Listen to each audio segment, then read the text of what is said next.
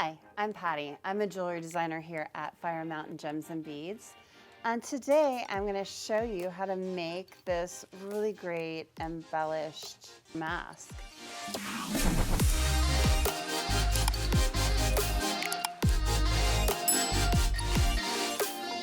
So we thought we'd bring you a really fun way to embellish your mask. You know, people are getting more creative with their masks now. They're making them prettier. So we thought we'd find a way for you to bling it up a little bit and add some personality.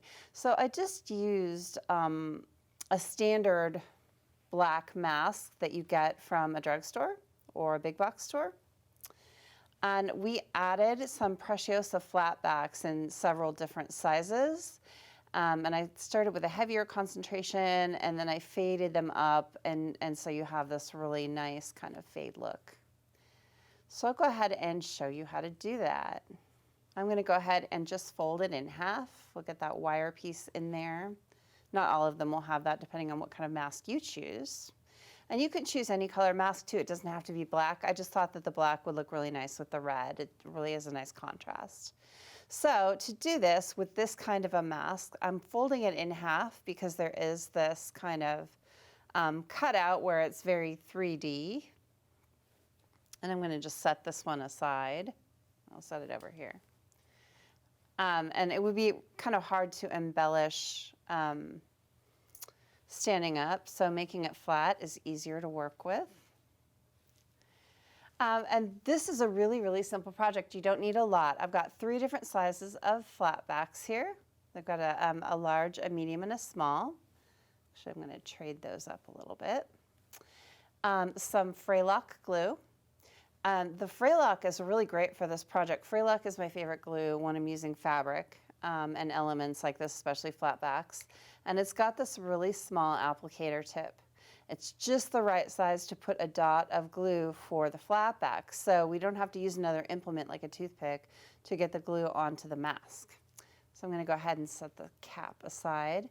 And the other tool that I'm using, other than the glue, is this Crystal Katana. This is my favorite applicator tool. This picks up the flatback really, really easily right out of the tray. So you can see that the ones that are right side up, can just pick that up and place it right on the mask, and with the glue there it'll release right away. It's really easy. If your katana gets too rounded out here, if you want to straighten out the tip a little bit, you can just take it on a hard surface and roll it back and forth like that. On this mat it's not going to work as well, but like on a hard table, and you can make more of a point again. It's like kind of a wax, the katana. So it's really easily moldable. Okay, so let's go ahead and start working. Let's get going on this mask. So the ratio that I used for the mask, I made 5 rows of the large flatbacks, 3 rows of the medium, and then another 5 rows interspersed of the small ones. So we'll get started. So what I'm going to do with the Fray is I'm going to kind of set the glue for several rows, set the flatbacks, and then do more glue. The reason that I don't do all the glue and then all the flatbacks is that 1, it can dry out just a little bit, and you don't want that.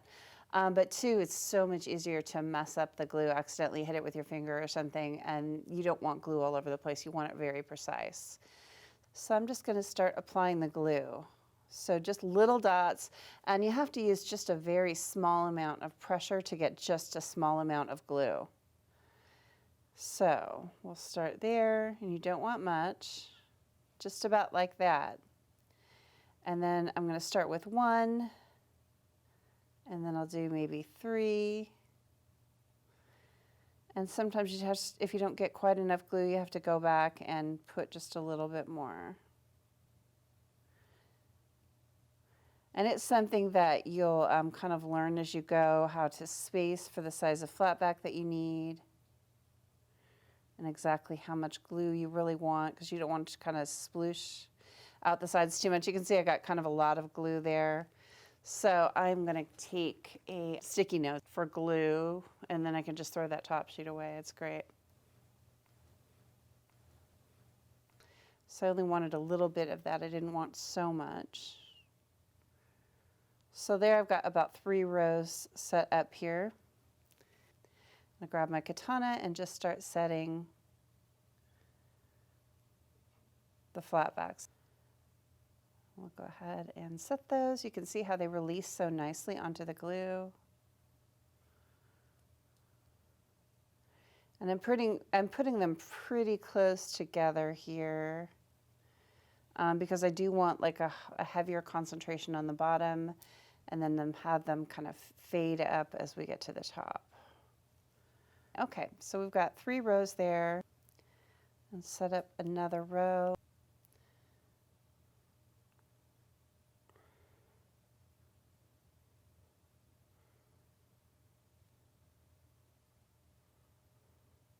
You see like how we're going upwards. We're having a few more flatbacks in the next row. All right. Go ahead and set these. A really nice feature of using the Fray glue is that after 72 hours, you can wash this. You can put it in your clothes washer. So makes it really easy to keep your mask sanitary.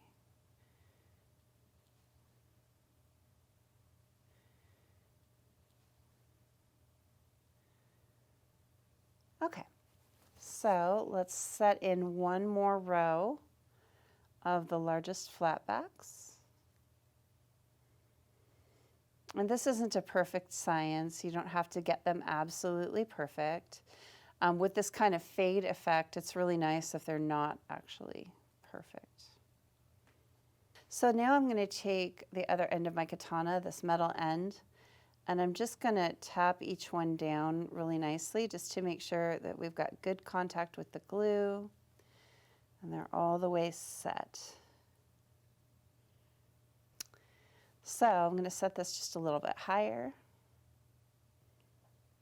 and a little bit further apart.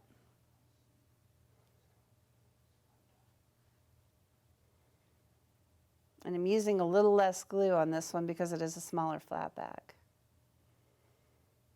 Okay, so I've got 1 row of the mediums, and now I'm going to stagger a little bit higher. The glue for the next row. And again, you don't want them to be too perfect. So let's go ahead and set our next row, and I'm going to put it a little bit further up. And I'm going to stagger it again.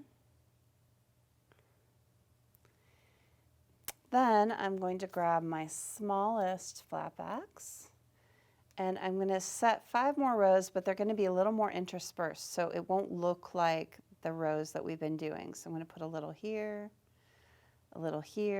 and I'm kind of zigzagging it.